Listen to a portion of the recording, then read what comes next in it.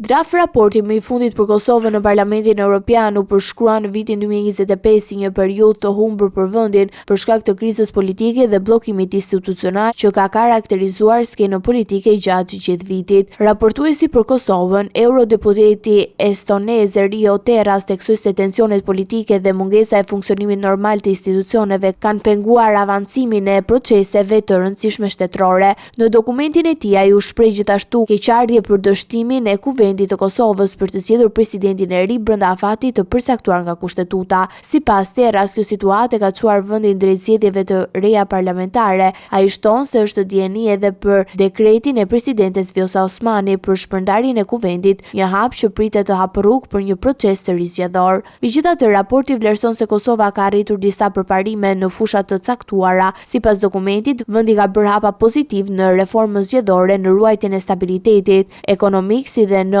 përmirësimin e mbrojtjes së drejtave themelore. Pavarësisht këtyre zhvillimeve, eurodeputati thekson se mbeten ende një stër sfidash që kërkojnë angazhim të vazhdueshëm nga institucionet, mes tyre përmenden reforma në sistemin e drejtësisë, forcimin e lirisë së mediave, rritjen e efikasitetit të administratës publike si dhe përparimin e digitalizimit të shërbimeve për qytetarët. Në raport nënvizohet se vazhdimi i reformave dhe një qeverisje më gjithëpërfshirëse janë elemente thelbësore për avancimin e Kosovës në procesin e integrimit në Bashkimin Evropian. Se i përket dialogut mes Kosovës dhe Serbisë, Terras thekson se procesi nuk ka dhënë rezultatin e pritshëm deri më tani, duke lënë të hapura një stër çështjesh që kërkojnë angazhim të mëtejshëm diplomatik.